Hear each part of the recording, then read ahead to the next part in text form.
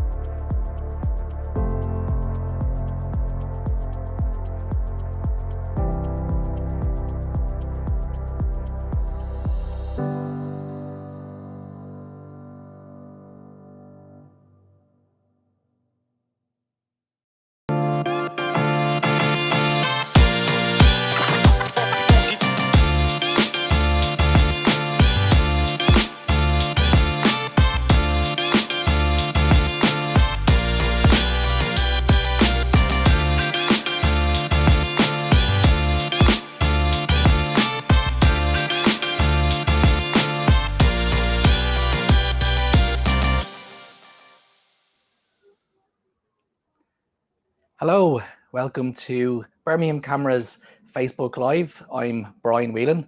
Now, this is the latest edition of one of our Facebook Live videos, and I'm very happy to say that we are running this one in conjunction with Sony UK and Ireland.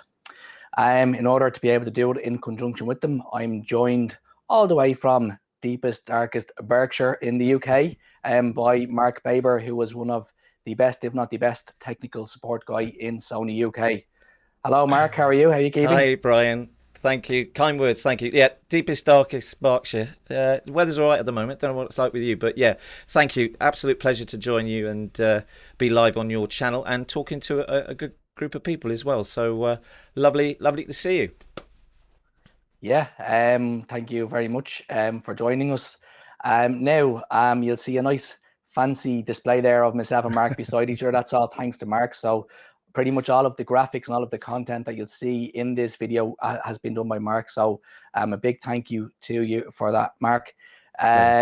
You will actually see we'll have some video later on, video content that Mark has kindly put together. It's exclusive for ourselves. It's comparing some cameras, and it's also going into some of the technology. So we're really appreciative to Mark for doing that. Just before we go any further, just for anybody who doesn't know the store, just give you a bit of background to us. So at the start, my name is Brian Whelan. People who know the store may know me as Brian O or Brian Jr. That's because my dad is also Brian. He is the owner. He started here in 1968, and now he owns the business. So he's here over 50 years. I myself am here over 25 years. I generally will manage the store. When I'm allowed to by him, I try my best to do it and keep it up to his standards. Unfortunately, he's actually still in hospital at the moment. I know he's tuning in, watching it from here now. So just giving a shout out to him there, saying hello to him there. I know he's tuned in. I'm sure some of you are wondering about the store, how we're functioning at the moment. We are still functioning under the COVID guidelines, the latest edition of them from the government. We are still classed as an essential retailer, so that does allow us to stay open and trading. We are operating on a click and collect service. You can order through our website, birminghamcameras.ie, or you can phone us here in the store, process your order, and we will dispatch it via DPD courier. If you want to do a trade-in, or if you want to come and check the condition of a second-hand item we have for sale, you can come to the store. That is by appointment only. So if you do want to make an appointment to come to the store, please call us or email us, sales@birminghamcameras.ie, and we can make an appointment for you to come to the store. Now, with that out of the way, let's move on to the content of today's stream. Today's Facebook Live stream, the name of it is the Sony Full Frame Family. Now, the reason we chose to run this particular topic was because Sony have a huge range of full frame mirrorless cameras. There is three names that most people would be familiar with: A7, A9, and now we have the Alpha 1. But within those ranges, there is a few different models. In fact, there's a number of different models there. Some of them are new to the range. Some have been on the market a few years. So we thought it would be a good topic to discuss, and who better to discuss it with than Mark from Sony UK. Thank you, so Brian. over to you, Mark. Maybe you could give us a bit of an idea there as regards to it. Start off with what's actually in the Sony range, what the actual full frame range in Sony now consists of. Yeah, absolutely. So let's bring the full frame range up now, and we won't go into too much detail at this stage because we've got a lot. You probably see me up here, so hello everybody. We'll look at where everything sits. So, you know, no doubt, if you are a Sony user, you'll probably be familiar with the range. If you're not a Sony user, you're looking to move over to Sony or switch from another brand, then this is a good opportunity to find out where everything lies, because I'm not sure what it's like with other manufacturers, but our cameras very much look the same. And although we're not talking about the APS-C range today, excuse me a second, my ears just popped, we're looking at the full frame range. And if you think about, you know, we're a consumer electronics company. We obviously have strength in Sony Pictures, Sony Music, PlayStation, TVs, sound, and so on. And if I've missed anything out there, apologies. But, you know, a wide range of consumer products. But we also make cameras. And we have been in the mirrorless manufacturing industry for a very short amount of time. So back in 7 years ago, I think it was, we brought out the first A7 Mark I full frame mirrorless. And now you look here, 7 years later, with quite a few recent additions, the A1 and the FX3, you'll see on the screen says new. These are new additions to the range, but a lot of people seem to think that maybe the A9 is the flagship, or the A9 too. Well, just briefly, the A9 is your speed. It's the reliability. It's the autofocus. It's the kind of speed, you know, wildlife, you know, sports. It sits in that genre, or that pillar of photography. And then the A7R. Now, R is for resolution. So you're looking at, you know, high resolution, amazing dynamic range, video stills. And the bodies do look very similar, so this is good to find out which one does what. So the A7R4 sits as the flagship in resolution. Then you've got the low light, you know, incredible low light. We've got some demos to show that a bit later. A7S, So the A7S III is the flagship of low light. And then we've got what we call an all-rounder, or the more entry level, which is the A7.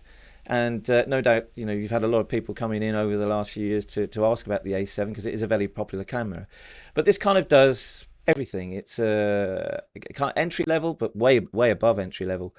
And there are Mark IIs and Mark IIIs, and the Mark III sits at the flagship of that, and we'll go into more detail in a second. And I'll come back to the A1, because now we have the flagship camera for the whole range, and that's the first time we've had that in the mirrorless range.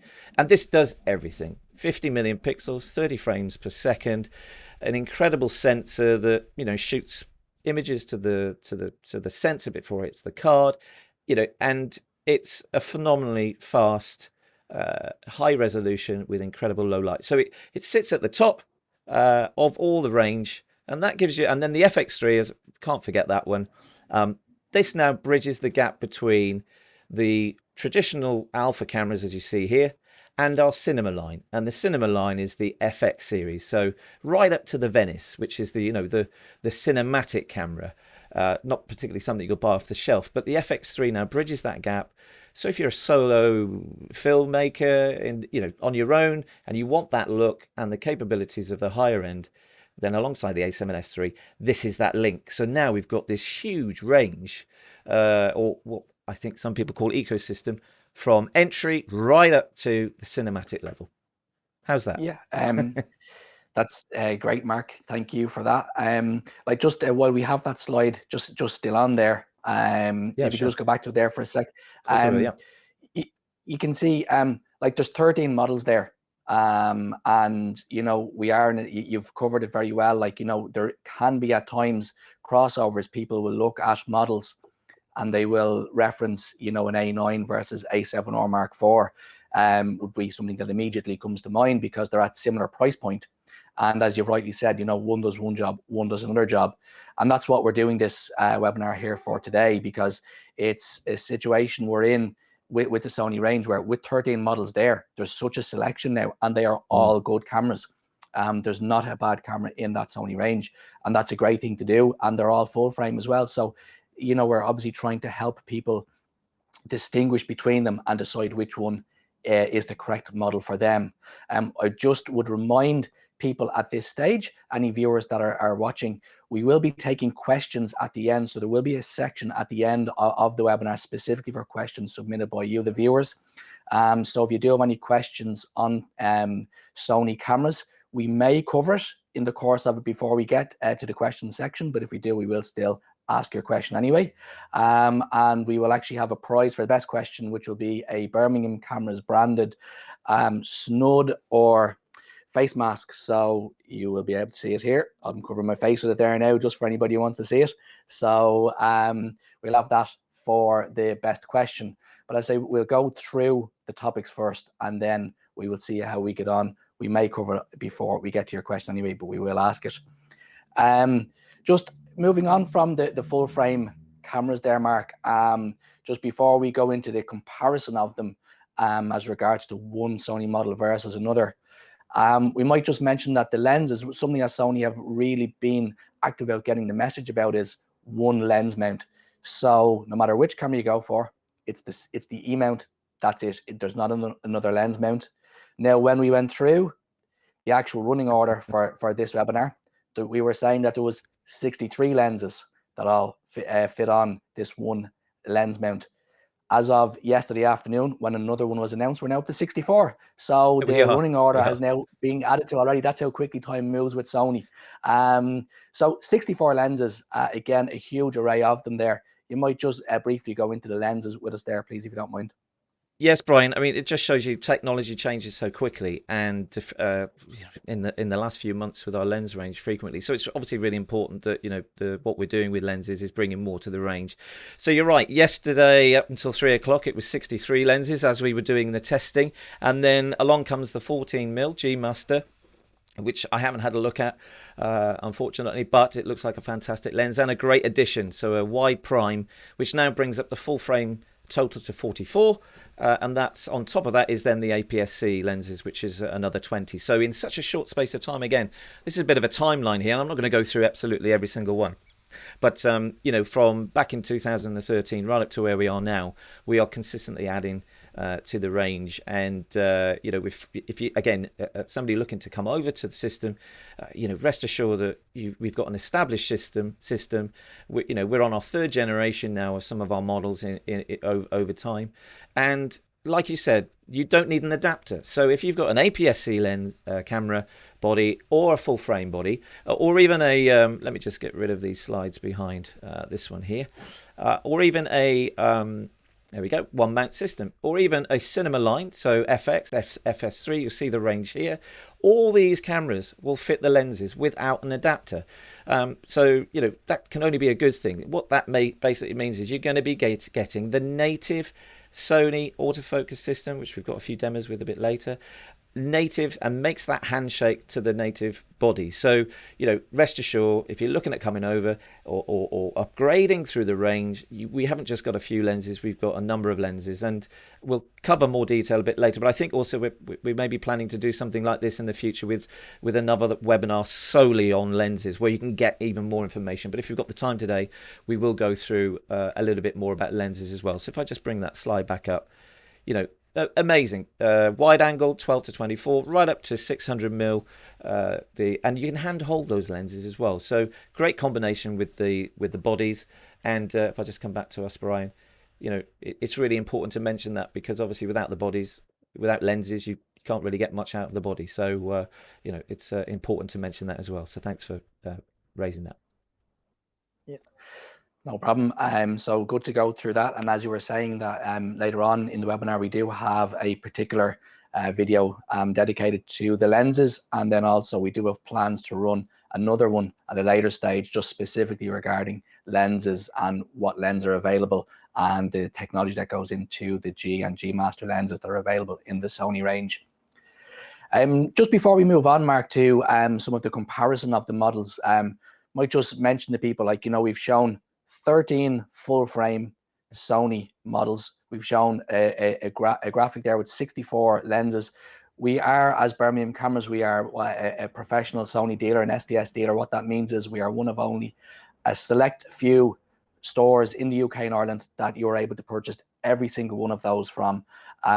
You know, every single camera that we showed you on that slide, every single lens is available for purchase from ourselves. It is something that we pride ourselves on. The reason for doing this webinar is because we would normally have in-store days at least once every 2 or 3 months with either yourself or with Siad, who's another person from Sony UK, who kindly comes over and spends some time in our store. But with restrictions the way they are, unfortunately, we can't do them. So at this moment in time, this webinar is a lot better than nothing, because it will still allow us to share the message of our store, of the Sony products and how we're working together. Now, so moving on to the models themselves, Mark, and you did reference there's A7, A7R, A7S, we have A9, we now have the Alpha 1, the A1, and then you've also got even something coming in at the side there for the video people as well, the FX3. We are asked so often by either people who are looking to purchase a Sony model, who are new to the range, or an existing Sony user, Sony owner, who wants to maybe upgrade or add to their kit. What camera is the right one for me? Or I'm looking at one of the, you know, for example, A7 Mark III versus A7R Mark III, A7R Mark IV. Again, A9 versus A7R Mark IV. It could be A9 versus A9 Mark II. Which is the right camera for me? You actually said when we were compiling this that you would do some videos for us and some content going through and comparing some of the models and kind of allowing us to show people the common differences or the main differences between some of the models. So we might move on to those videos now, if that's okay, and we might maybe play the first video, which is comparing the A7 Mark III to the A7 Mark II. And unless you have something to add, we might play the video and then talk about it afterwards, if that's all right.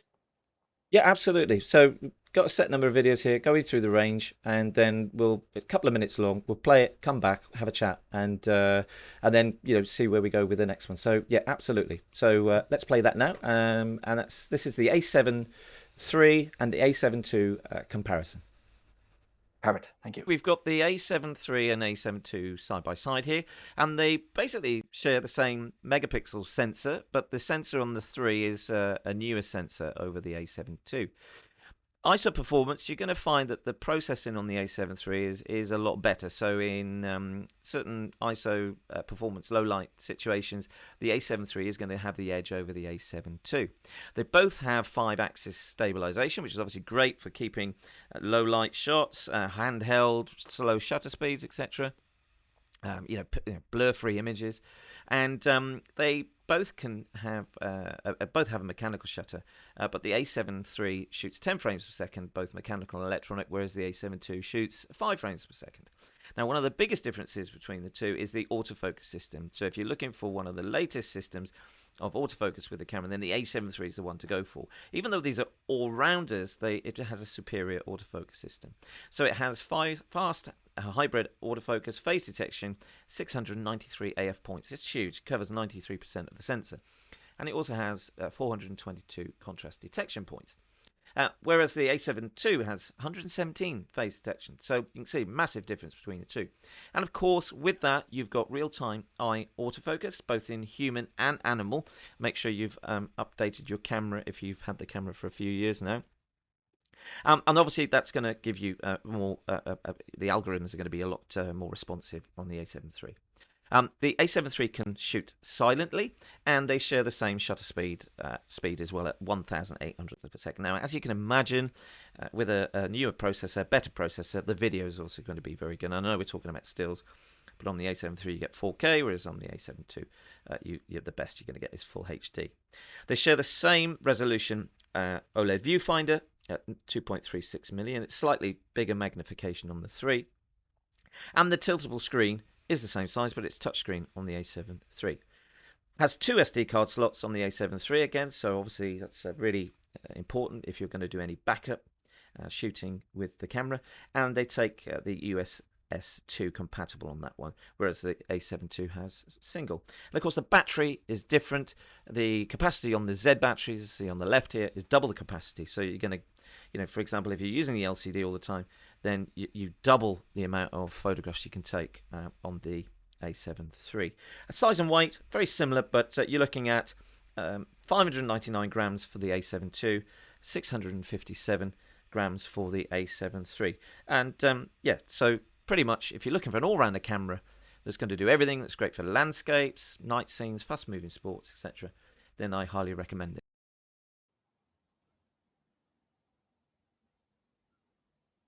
Hello. Sorry, I don't know what happened there, Brian. The Wi-Fi waves TV, cut in. Live TV, it's what happens. Look, a great video there comparing A7 Mark II, A7 Mark III. I suppose the best message to take from that video is that there's not one big difference between them. It's that the overall package of the A7 Mark III is better. You've got better autofocusing system, better quality of your photos, better video quality and production, better battery life. Is that what you would agree with? Is that something that you would say that, like rather than just saying it's one big thing, it's the overall package and everything about it is better? Yeah, absolutely. It's not just an upgrade; it's a whole new system. The body, the ergonomics, and it handles quite dramatically different, and also the autofocus as well. So when you look at autofocus, continuous eye autofocus in comparison, it's like night and day. It really is different. So if you are an A7 II user and you want all the latest kind of AF coverage and reliability, then the next natural step would be the A7 Mark III. And if you think about it, the Mark III has a similar coverage of autofocus to the A9, which when it came out, I think a few people were confused. Well, which one do I buy? Well, the A9 has this different sensor that gives you unrivaled speed and accuracy compared to the A7 III. So yeah, a natural progression. Everything you've just said, huge upgrade, almost a new camera over the 2 and the 3. Okay.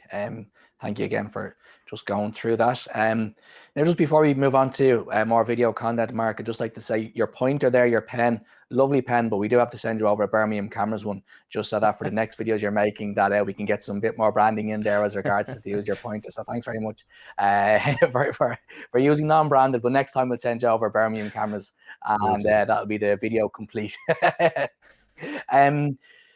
The next video that you're going to show for us is a video on a camera that is really new to the range. It's the A7C. Now, this is a model that's not a Mark II or a Mark III. It came out on a C. So it was an addition to an already existing range. So just maybe before we watch the video, can you just advise the people who are watching that might be a little bit confused about this particular model or may not be sure exactly what it is? Where does it fit into the range as opposed to where does it compare? Does it compare to an A7 Mark III, an A7R model, an A7S model? Is it a bit of a mix of them? And then maybe we'll play the video. Yeah, sure. I mean, we'll probably cover all this now with what we're saying. But if I just bring up the full frame range again, Brian. Yeah. I think there we go. Yeah, so it's a completely new design, and I think sometimes when you use the word compact, I think sometimes over time, I've worked for a different manufacturer in the past that made smaller cameras. Once you start using the word compact, I think the assumption is it's going to be compromised on quality and speed and battery life and all that kind of stuff. And it's the opposite. There's no compromise on speed. There's no compromise on image quality. In fact, some of the tweaks we've made in the A7C for video compared to the A7 III, which is what we're doing here, it's almost identical. It's almost like a squashed retro modern style version of the A7 III, but in this compact body. So the things like, as you would expect with new technology, auto autofocus in video, the stabilization slightly better, but of course you gain this new concept. And it's quite an attractive camera. It's almost alien to the rest of the range, as you can see here. It stands out. There's a jet black version, and what I quite like, quite stylish, is this very retro street style, street photography ideal. So when you combine that with silent shutter and all that kind of things, it's ideal for the smaller lenses. And as recently we brought the new trio of lenses that came out. They're ideal for this type of camera. So all of a sudden we've got this, very powerful camera in a smaller body that looks nothing like the rest of the range, but obviously holds itself well within that. So I think it's for my opinion it's great that we've kind of put this in there, because it's kind of you've got all these different capabilities of whether it's resolution, video, or stills in these different bodies. So rest assured, it's a very powerful camera in a small body. So the power of full frame basically in a smaller body. About the silver being a very nice one, I'm actually looking at a silver one here. It's what we're using as our webcam. So I'm actually looking at an A7C in the silver finish. It's extremely nice, very easy on the eye and not too distracting for doing this. So if you want to play the video there, please, Mark, and then we'll let the viewers see all about the A7C. Absolutely. Here we go. So this is the A7C. So as you can see straight away, it's a completely new design. Doesn't look anything like our traditional alpha cameras, and this instance it's a two-tone color. It's a silver and black. There's one also all in black, but it's a 35mm full frame sensor camera, and with a very nice design, flat, retro, modern, and it has lost a few customization buttons that you would compare to an A7 III, but still can be customized fully in the function menus. So it has a lot in common with the A7 III, so let's leave the design alone, but let's look at the sensor. The sensor is pretty much the same, 24 million pixels, and has the same kind of ISO performance as well, 100 to 51,200. That's 5-axis body and stabilization, which gives you 5 stops of compensation as well, and can shoot 10 frames per second as well as the A7 III. Now we're talking about stills, but it is set up as a very good video camera. You've got HDMI, you've got USB-C, you've also got microphone, headphone jack, and on this occasion we have one SD card slot. Now it does have the same battery as the A7 III, which is the FZ100 battery, which is going to give you double the capacity over Mark II versions. So as we said, the design is really nice, really cool looking. It is smaller and lighter. than the A7 III, and you're looking at 509 grams for the A7 III against 650 grams for the A7 III. It's obviously a lot narrower because it doesn't have the central viewfinder as well. Button layout, there seems to be more controls again on the A7 III, but that doesn't hamper the performance of the camera, and also it doesn't compromise on picture quality just because it's a smaller camera. You're boasting the quality of the 35mm full frame dynamic range, but in a smaller body. And as I said, we've only got one slot on here, whereas the A7 III has two. Now, the viewfinder is smaller, as you would find, to keep this compactness down. And we are using a 0.39 inch OLED viewfinder with a magnification of 0.59 times and a resolution of 2.36 million dot resolution. You've, like I said, got the retractable, fully articulated screen versus the tiltable screen of the A7 III, and it has the same autofocus system. So you're looking at both cameras having the 693 phase detection points and 425 contrast AF, and that also includes animal eye autofocus as well as human eye autofocus in stills and video for human. Animal eye AF is only in stills. Again, we're looking at this from a stills perspective, but it is more than a capable video camera with all the latest codecs and 4K shooting, and the shutter speeds can go up to, on the A7 III, 1,800th of a second, but on the A7C it's 1,400th of a second. And with the latest technology, the A7C just has slightly better buffer capabilities. It can record more than 220 JPEGs, final 115 compressed RAW files compared to 163 JPEGs and 89 RAW files for the A7 III. So overall, if you're looking for a stylish alternative to the traditional Alpha 7 Mark III look, then I highly recommend this. But the files, the speed is no compromise in quality just because it's smaller, but a great concept with a new range within the Sony Alpha range. There we go. Nice little camera. Yeah, stylish, easy on the eye. Some people might say it's like my wife, but I don't know. I'll say about that. So that's the A7C. Stick to the script. Just before we move on further, Mark, just would put another shout out there as regards any questions you have, please put them in the comments. We will come to them at the end. There will be a questions and answers section at the end. Yep. You will be in with a chance to win a nice snud that I'm modeling here. Birmingham Cameras branded snud, or a face mask. As regards to, you can choose either of those. We have both of them there. They only landed about an hour before this, so Mark has exclusive content for us. We also have exclusive here. It's the first time anybody is seeing the Birmingham Cameras branded snuds and face masks. Now, okay, so with that, just again, pop your questions in the comments if there are any. We will get to them at the end. Next, Mark, we're going to compare the A7S models. Now, you're going to compare the A7S 2 and A7S 3, and you have a video about it there. So if you maybe want to play the video, and then we can chat about the comparing the models afterwards, if that's okay. Yeah, absolutely. Let's have a look, closer look at the two cameras as well. Yeah, let's go. Thank you. So I have the A7S 2 and 3 side by side here. S meaning sensitivity. It's an amazing camera with extra light sensitivity that has extendable ISO performance with ridiculous noise control. We know, working with photographers and filmmakers, shooting in the hundreds of thousands of ISO with incredible low light performance. So this is perfect for an astrophotographer, maybe a gig photographer, concert, that kind of thing, events, corporate, whatever, commercial. Fantastic for that type of photography. Boasts 12 million pixel sensor, and the processor in the S3 is 8 times faster. So the pixels are a lot larger, cover a larger surface area, they're bigger, and let more light in. Now the ergonomics on the two cameras are clearly different. There's a better grip on the S3, and also has a fully retractable articulated screen rather than the tiltable screen you see here on the S2. Now it has double the capacity battery life, which also means it has better image stabilization, which is going to give you lower light shots, handheld free, kind of blur free images when you're either using stills or video.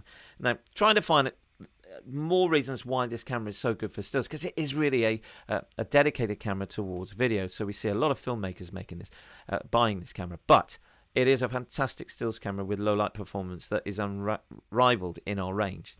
Has 2 SD card slots, but not just for SD cards, but also for the CF Express Type A cards as well.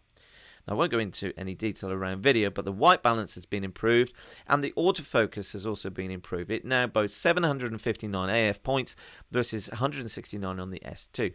And as I said, the capacity of the battery is double, and you'll see here that the Z battery, which will give you double the shots, longer recording time as well, and it's unlimited recording on this camera. It has IAF, which you would find on most of our cameras, but also it's improved by around 30%. It also has a quieter shutter. So as well as the dual cards, battery, it also has a better heat management system, which you would expect if you're recording high quality video for long periods of time. It has a heat management system to support that. The EVF is incredible as well. It's gone from 2.36 to 9.44, and it has the new menu system. And as you can see here, it's not only just new, it's got a whole new layout, it's also touchscreen as well. So Brian, I left a bit of the information about the video app because you could spend a whole nother webinar talking about the video. But you're looking at 4K, 120p, 422 10-bit. You're talking incredibly, broadcast level quality, which I think a lot of users have been waiting to see in that camera as well. So even incredible. It was covered briefly in there as the unlimited video recording time, which is important nowadays because we still do have a lot of models available in the range that do have the limited recording time of 29 minutes 59 seconds. So the fact of that alone, you did cover that. As you say, the rest of the specs, we could be here till the end of the webinar talking about the video specs alone on the A7S III, but I do think that it's really important, and that video was really, really helpful to people, Mark, because the A7S model, be it the Mark II or the Mark III it is now, it can get confused and be known as just a model for shooting video with. That is not the case at all, and that video is great for proving that. And later on, we do also have another great video, which I know you're really eager to share with people. But it is a very important message to get across, that this is not just a camera for shooting video. This is a great stills photography camera as well. You're absolutely right, and I think it's so natural to fall back into the video side that we don't see enough of the content creators out there using it for stills. Rest assured, those of you who are watching it, this webinar, either live or recorded later, astrophotography, gig photography, when hopefully we all get back to normal. If you want those if you're a concert photographer and you're looking for that, you're not using any external light other than what's in the arena. This will give you, it's just unrivaled, unparalleled image quality that for that size of sensor and the pixels, which traditionally is used for video, but incredible for stills. And yeah, we won't give too much away now, but the footage I show you later actually just shows you how good this sensor is on that camera. That's something really good coming shortly, so stay tuned for that. The next model we're going to look at now will be the A7R series, and again comparing A7R III and A7R4. We're coming up now, Mark, to in this particular the A7R series camera and the A9. These models and the comparison videos you've put together for us are even more appropriate for today, because while the A7 Mark II and the A7S Mark II have been in the comparison videos, they are at the end of their life, whereas A7R III, and then we come to the A9 Mark and A9 Mark II are both current. So we're now coming to where you're comparing two current models. So A7R III, A7R4, both current, very strong in the range. So this again, another question we're asked regularly: A7R III, A7R4. Is the A7R4 worth the jump? Is it right for me? Is it? I have an A7R III. Will I trade it in and move up to it? So maybe this video might answer some of those questions for people. Let's have a look. So we now have the R series, which is dedicated to resolution, the R3 and the R4. Now the two cameras do have some things in common, which means they have the same 5-axis sensor stabilization, which gives you 5.5 stops of compensation, 10 frames per second continuous shooting with auto exposure and autofocus tracking. It has things like time-lapse and video, 4K, Full HD, and also has the same LCD 3-inch screen, which is touch sensitive as well. Also has the same battery life, so FZ100 battery, which is double the capacity over previous models. But the image quality and dynamic range is where it has a slight difference. The R4 has 61 million pixels on a full frame sensor versus 42.4 million pixels, which is roughly around 68% of the amount present on the new camera. So if you want a camera with an amazing dynamic range and detail, then these cameras are both to look at. The 61 megapixel sensor can deliver 15 stops of dynamic range at low ISOs, and looking at the ISO performance, the signal to noise ratio for both cameras is very, very good indeed. The cameras shoot RAW at 14-bit with compressed and uncompressed options, and the R4 you can shoot 4:3 and 1:1 as well. Now, they have a system called Pixel Shift, and on the R4 you can now shift the sensor by 1 pixel between each frame, which gives the equivalent of 240 million pixels. You do need the image edge software to create that, but and you do need to have a steady hand, and preferably on a tripod. But the autofocus is different as well. So on the R4 you've got 567 phase detection points, which covers around 74% of the sensor. And on the A7R3 you have 399 phase detection points across 68% of the sensor. Both can use animal IAF and human IAF as well. And one of the things that really comes into fruition is with the APS-C crop. Now, if you crop in camera, I know a lot of people like that or don't like that, but my advice to you is, if you do have this camera and you've not tried this before from a wildlife perspective, if you crop into the camera using 61 megapixels, it crops in at 26.2, but gives you 100% autofocus coverage. So this is a very high resolution camera that may be used for landscapes, portraits, commercial, but also consider it as a fantastic wildlife camera as well, because you crop in, you you times your focal length by 1.5 times, and say, for example, a 200 to 600 mm lens becomes a 300 to 900 mm lens with 26 million pixels.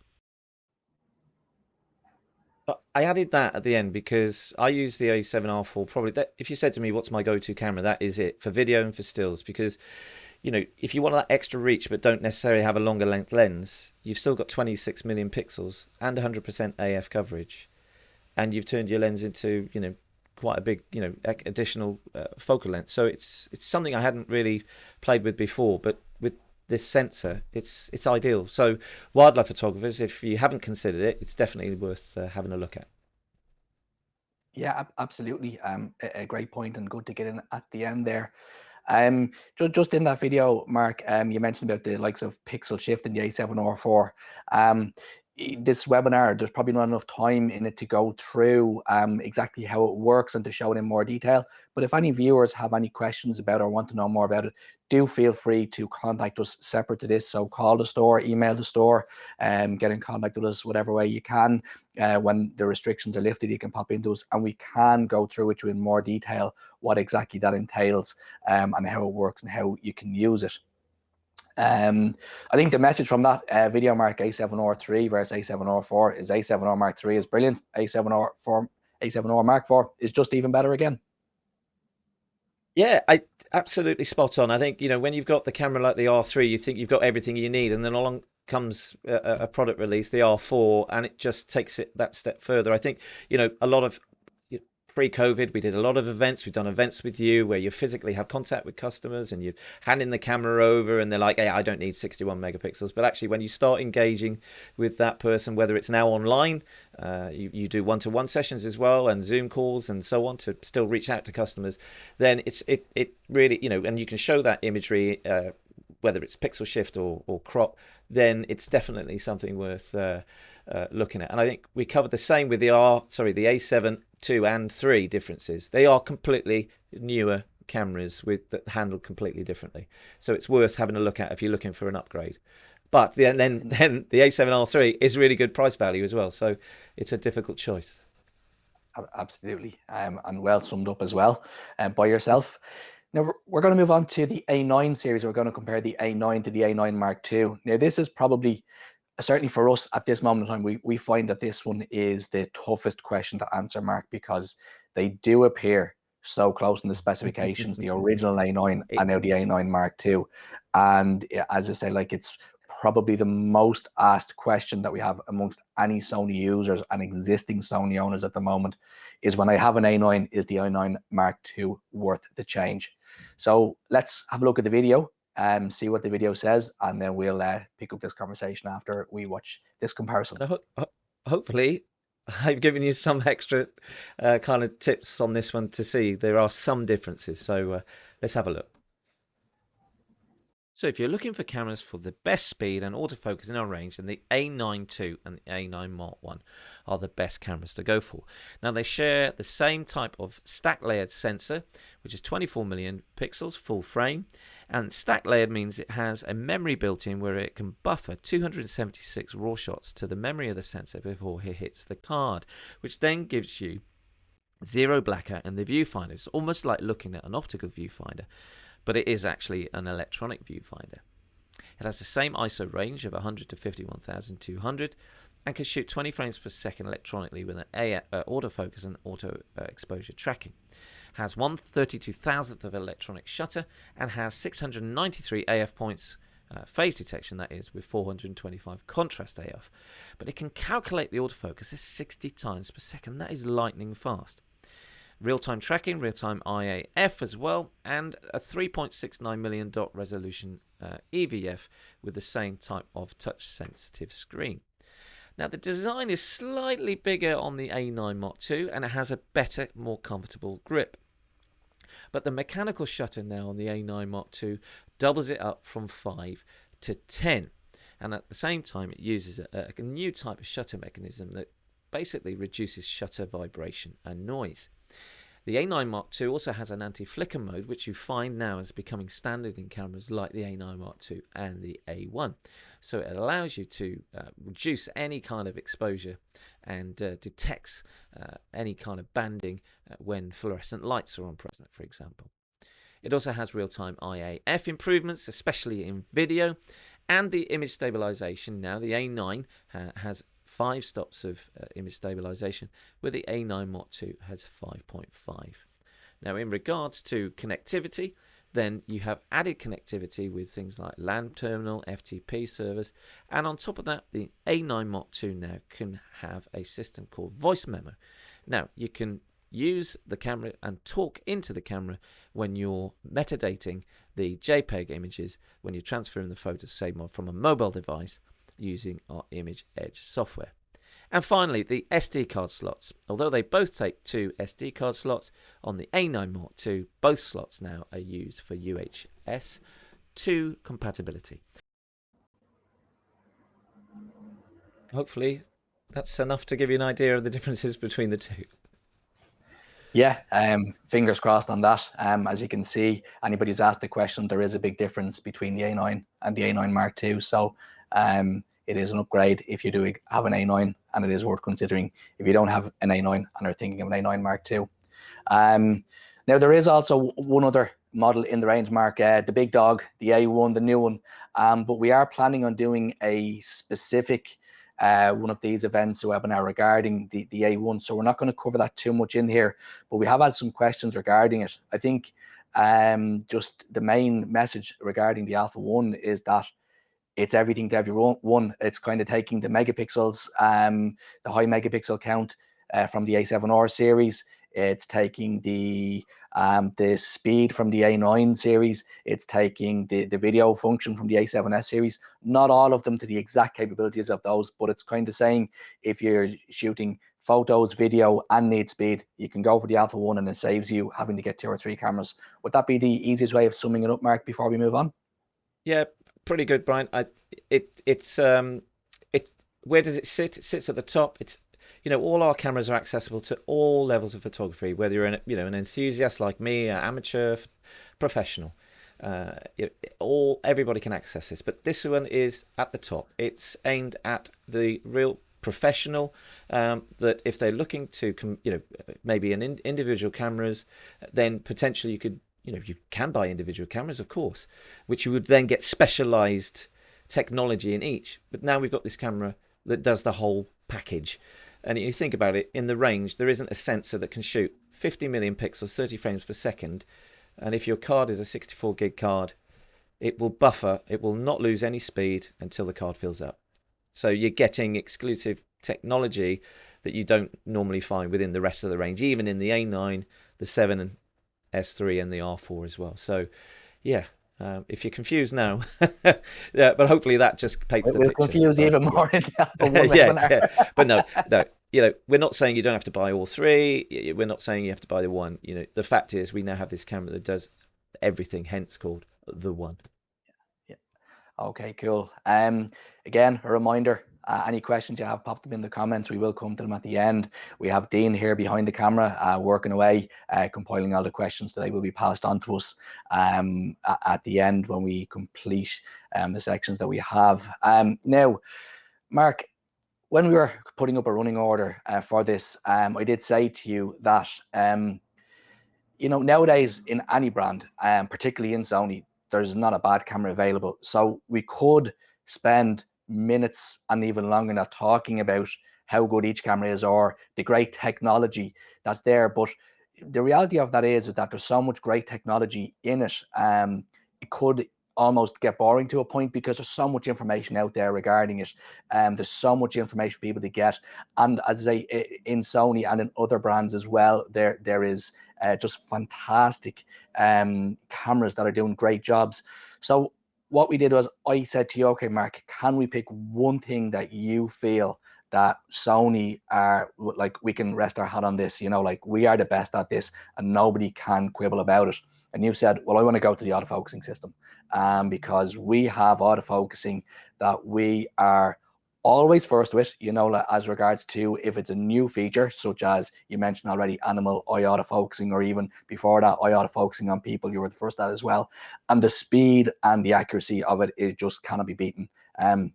Is that correct? Is that pretty much what you said? I'm summing it up here now, I'm probably putting words in your mouth, but that's what you want to focus in on. Yeah, when I've done loads of trade shows and obviously doing webinars, one of the most common questions is, is it as fast as my DSLR? Is it as fast as my other mirrorless camera? Is it, and we don't stand there and read off a sheet. We actually show the consumer, like I'm going to show you now, in the best way we can virtually, the same type of demo. And generally, and I say that conservatively, that most people get it. They see it and go, my goodness, that is it, and we do silly things like, looking at the camera and the green box is following the eye and it doesn't lock off, and they take the shot and the hit rate is excellent. So it's bringing that kind of demonstration to life in this webinar, that hopefully the next footage will show you that. But most common thing is trying to get the best out of the autofocus, and what is that autofocus like. And I think when you do, if you do get a chance to see this in the flesh, then it's worth looking at, because it is probably one of the strongest points of our cameras across the board, and even in the smaller cameras, and now in the compacts and the bridge cameras as well. So it's not just exclusive to the alpha range, it's exclusive, it's across the whole range. Should we have a look? Well, yeah, I was going to say, it's one thing you saying it, it's another thing me agreeing with you, because I won't disagree with you. But yeah, look, can we show the video? Because now this is exclusive. I don't believe you've shown this anywhere yet before, Mark. Is that correct? So this is the first time it's going to be put out there? This one, but yeah, actually together, you're right. But the low light one's not at all. We haven't seen that at all. So the next one is when I've put this together, first time you've seen it all together. Absolutely, for a webinar. Let's have a look. So I've got the 50mm lens and we're going to test it on my dog. So we're going to select animal eye autofocus to see how sharp this can focus on my dog's eye. So just accessing that in the camera, and we focus immediately straight on my dog's eye. You can see when it goes green, it's taking the shot. When it's white, it finds the eye. It's extremely fast. I have to say, I've not used a G-Master lens like this other than the 35mm and the 135. So what I'm going to do here is I'm going to customize the focus hold button, the button on the side of the lens, to APS-C mode, and we're going to go from full frame to APS-C with a flick of a button.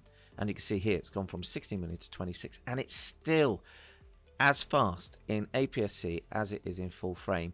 Look at that shallow depth of field as well on the nose and in the background as well. The background is completely blurred out whilst focusing on those eyes. As you can see, I took a lot of shots here, but we're going to pick up one and see how far we can zoom in a second. But I'm really pleased with that, and I crop in post-editing as well. But that's at 60 million pixels, and in post-editing you can see here the background and the foreground is completely washed out. It's so soft and creative.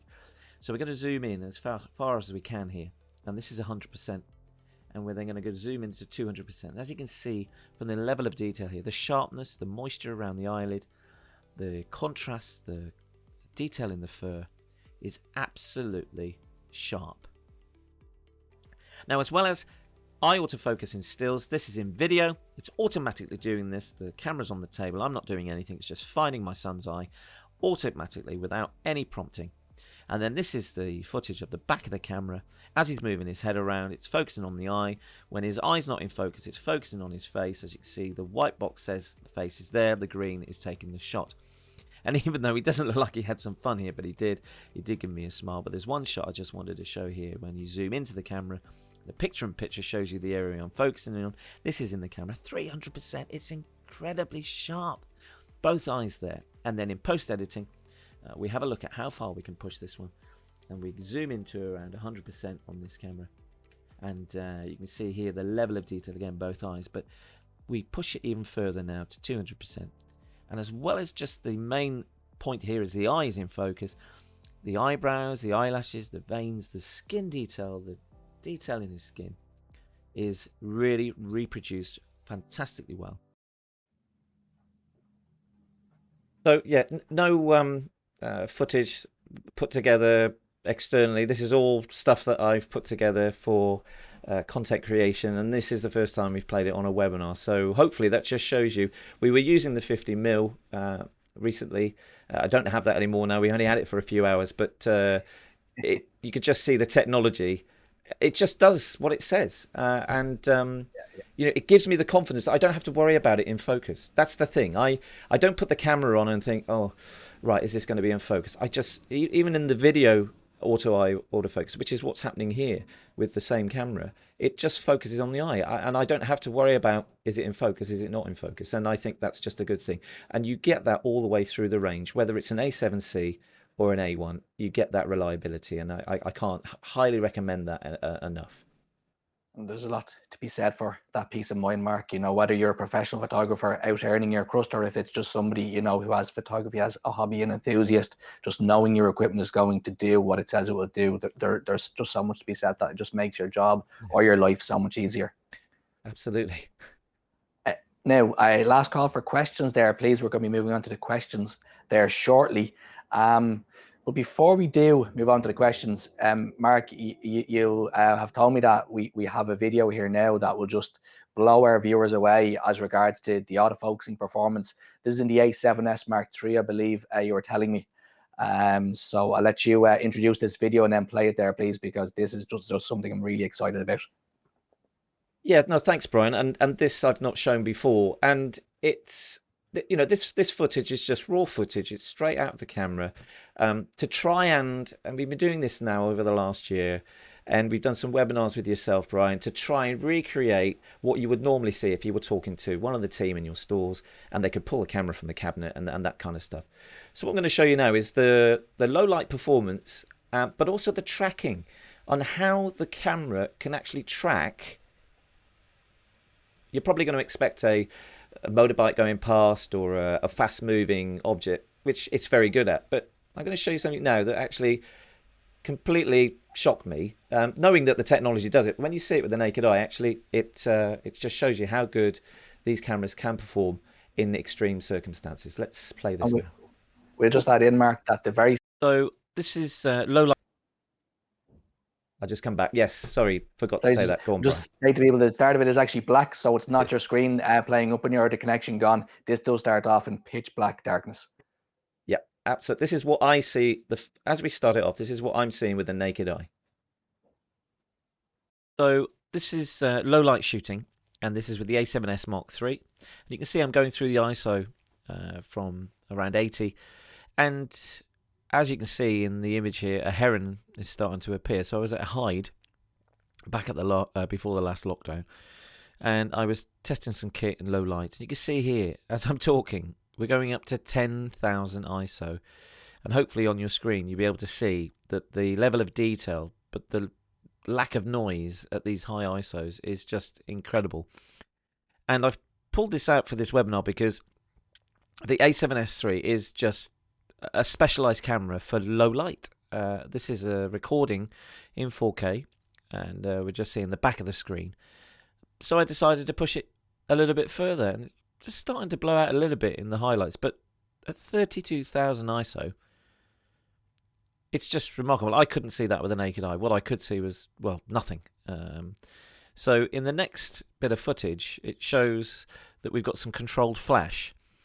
And I've set the A7S Mark III up to track. But what's remarkable about this footage is that it focuses in complete darkness. And you can see it here. The red cursor moving around to try and find the eye. There it is. As soon as I just depress the shutter, it goes green. You saw the flash go off. There's the image with the EXIF data there in the camera. And I'm going to zoom in as far as I can go. And you can see the level of detail at that high ISO. It's just crazy. It really is. So not only is it an amazing, the A7S series is amazing for video.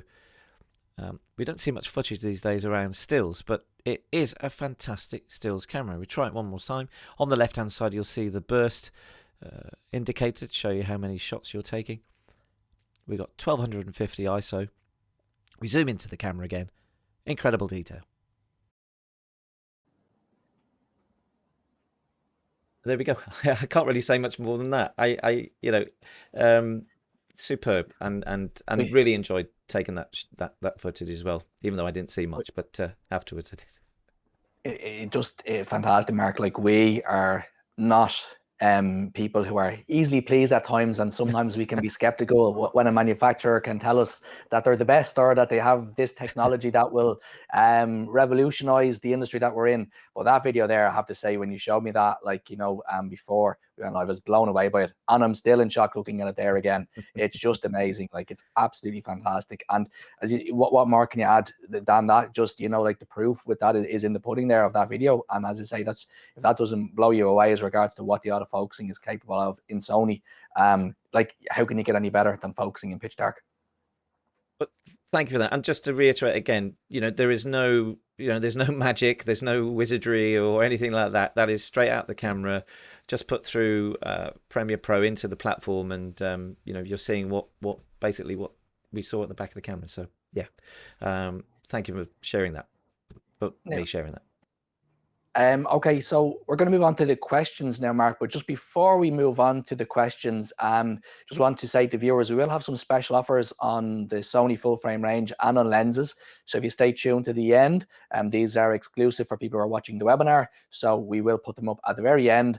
And just to kind of top off and finish off here before we move on to the questions, Mark has just put a slide up on the screen there for you, just going through the Sony range. That slide is something that we do get sent, Mark, at times to kind of try clear up for us what way the range sits, and it's very handy as a reference point to start off with. So that is just essentially breaking up, where each model sits and how we go through the range.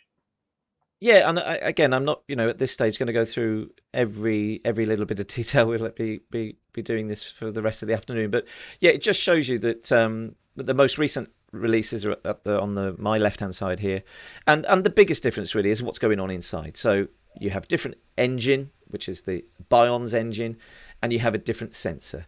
And as you can imagine, the latest releases will have the latest sensor and predominantly made for the capability of the camera. So 30 frames per second, 15 million pixels. The A1 needs that processor that's 8 times faster than the A9 II, which is an incredibly fast camera.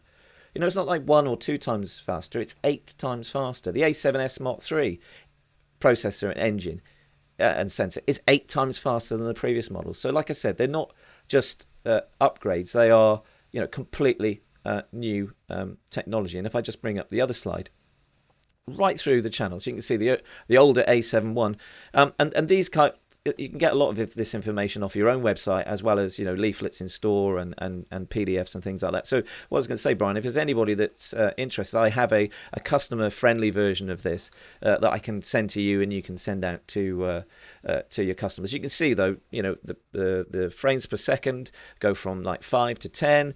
The ISO performance improves. The signal to noise ratio improves. So the low light capabilities improve. So it's not just a small improvement over the last 7 years. It's a massive change, and I think one of the things I can say confidently with cameras like the A1 is we're listening to customers, and we're consistently adding new technology, which I think is only a very positive thing if you're looking to customers are looking to move to Sony for those reasons. Yeah, absolutely. Well summed up, and as I say, that kind of was the final slide that we had as regards to try explain and break down where each model sits in the range and how they compare and how they differ. So thank you again for that, Mark. Now, what we'll do now, if it's okay with you, is we'll move on to some of the questions that we have. Now, don't forget, you do have to pick out which one of these is the best to win one of those nice. Oh yes, I do. Snuds or face masks, whichever somebody wants. So the first question we have was actually sent in us before. This actually was sent in by a man called Colin Bow, and his question was, sorry, it was Enda Bow, I beg your pardon, not Colin. His question was, he was asking, he has an A9 and he's considering an A7S Mark III. What is the low light performance on an A7S Mark III compared to an A9? Now, before you even answer this, I know we've seen the video already, so that will answer most of it as regards to the focusing side of it. But you might just maybe answer the part about the image quality as regards to what that will be. Yeah, so A9's a 24 million pixel sensor. The A7S III is 12. So of course, if you're printing and larger prints, then obviously the largest pixel count is going to benefit that. The A9 is a specialist speed camera. So its low light capabilities around 6400 are going to be pretty good, as you would expect with most manufacturers and sensor technology at that level.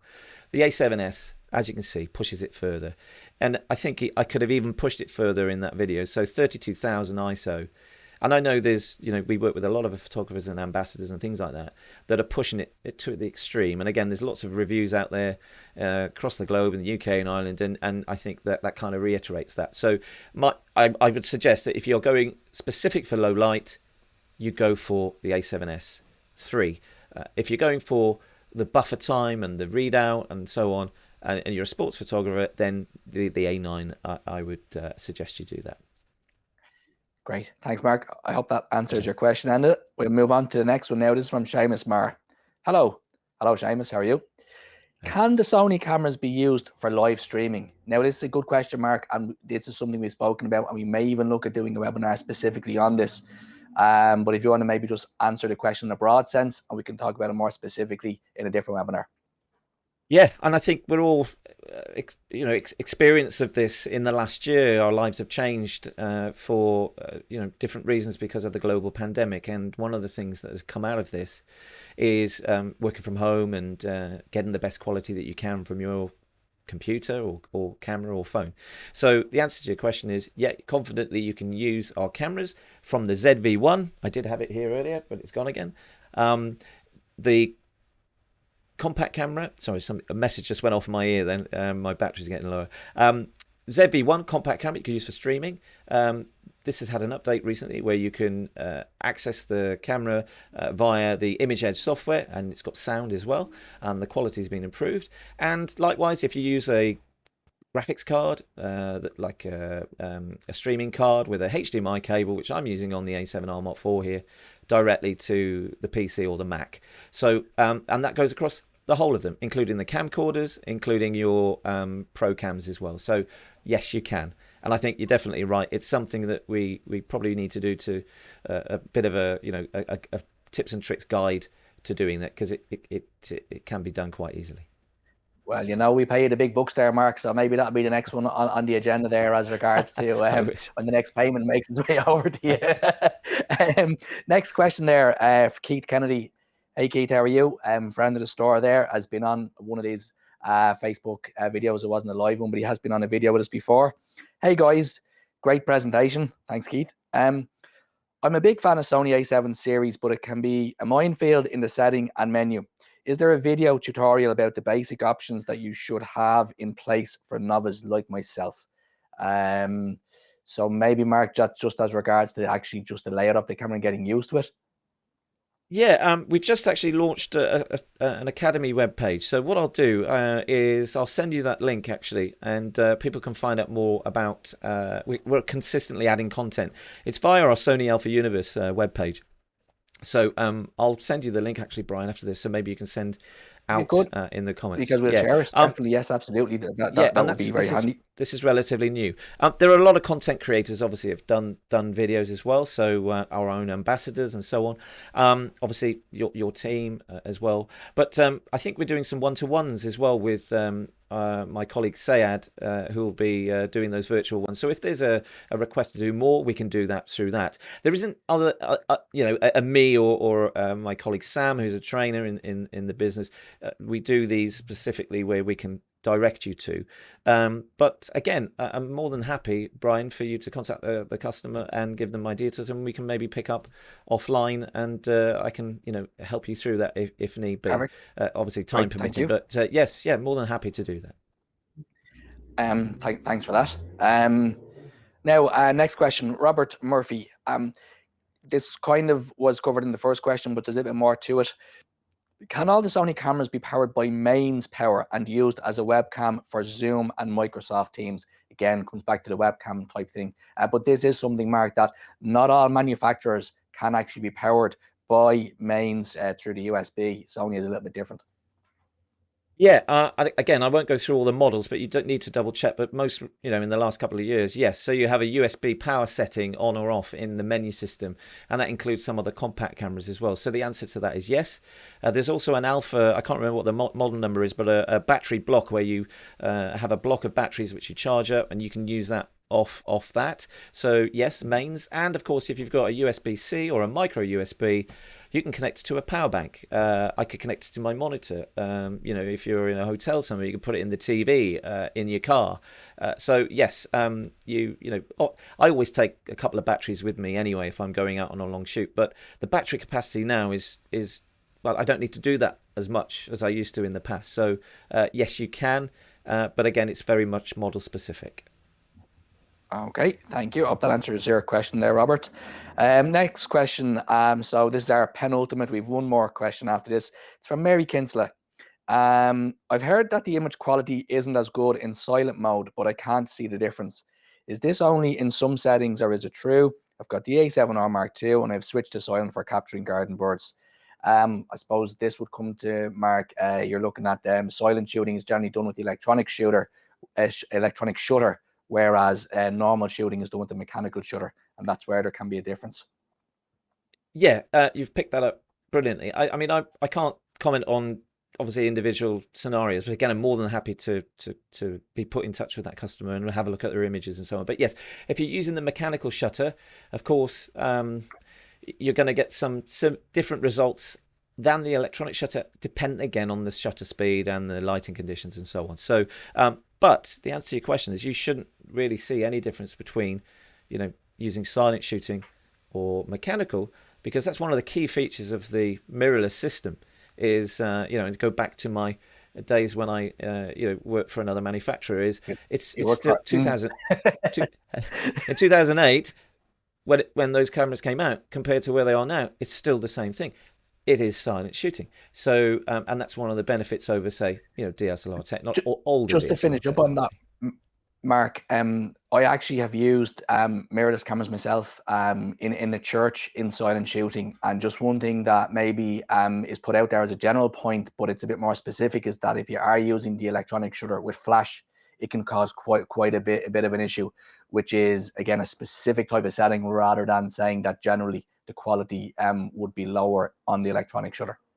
Yeah, that's right. It's the frequency of the sensor isn't in sync with the frequency of the lighting. And as we know, I've done a couple of weddings in the past, and I've experienced how hard it is to do those types of things, but only just for friends and so on. But you can get caught out, can't you, with different fluorescent lighting and older lighting, and you're going to have to reduce that shutter speed right down so that you can get rid of those artifacts. But the A1, the A9, the A9 II have this sensor that can have an effect on that. It doesn't get rid of it completely, but it works. The readout speed is so fast that actually it compensates it really, really well. So again, we said, who are these cameras for? The A1 would be ideal for that compared to maybe some of the earlier or more entry-level cameras. But it shouldn't affect the quality of images unless it's not syncing with the light correctly. Perfect. Last question now, Mark. Now, just to mention on here as well, we did get a question in privately from somebody regarding shooting stars with the A7R Mark IV. That's a question that has a long answer rather than a short answer. So we're going to contact you off this webinar in order to get the answer to you, because Mark wants to give you a bit of time on that. And it is quite a specific question. And it's something that there wouldn't be everybody watching this webinar would want the detail that Mark will go into on that. So we will contact you privately on that. So Absolutely. We're on to the last question, which is from Ken Doyle. Hi, Brian. Any chance of small RAW on A7R Mark IV? A nice easy one there for you to end on, Mark. Well, if you weren't aware, the A1, and again, we'll look at this in more detail in the future, but the A1 has something called light JPEG. It has a compressed RAW, lossless RAW. So obviously a new edition. Whether or not that comes on other models, I couldn't say. And even if I knew, obviously it's something that we wouldn't be broadcasting out. So I can't say at the moment. But look at our website. Yesterday we brought out a new lens, and that came out of the blue.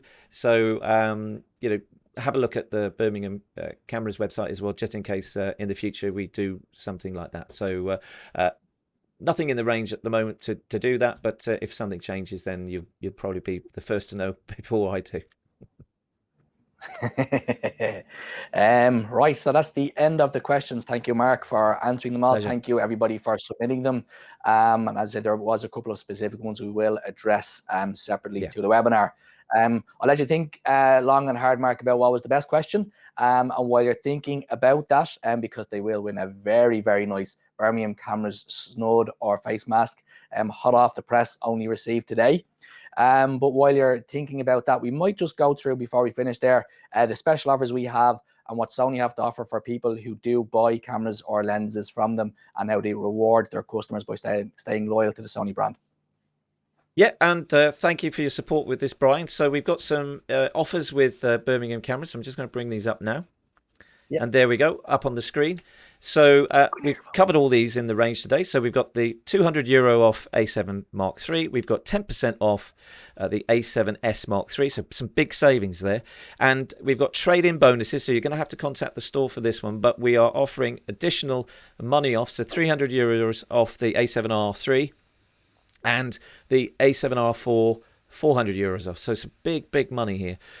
Also €400 off the A9 Mark I and 10% off the A9 Mark II. And as you know, the A1's very, very popular, and we are still taking pre-orders for the A1 via Birmingham Cameras as well. And finally, at the bottom of the screen, you'll see that we have 10% off full-frame lenses at Birmingham Cameras as supporting this webinar. So I'll just come back to you guys in a second.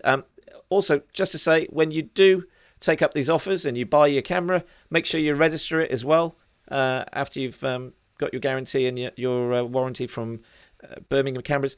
You can extend your warranty by another year here, which is normally worth around £40, €45, something like that. I don't know what the exchange rate is, so you might tell me a little bit differently there. And then also, once you register your body at this website, just make sure, if you are looking for a lens, just check on this website that you might actually be entitled to an extra €100 off. So you might even save some more money. And these two offers last until next year, 2022. So that's on top of what Birmingham are doing with their offers as well. So, great to share all this information, but also share some offers with you as well, which via Birmingham Cameras. Yeah, thank you. And just those special offers that I mentioned, they are for a limited time only. They obviously won't be ongoing. So if somebody does want to take advantage of them, they can get in contact with us after, certainly before the end of the week. I don't know how much longer we will be able to keep them going after that. So we look forward to hearing from you on that. Now, Mark, have you got a decision regarding the question, who's going to win the prize? Well, they were all good questions.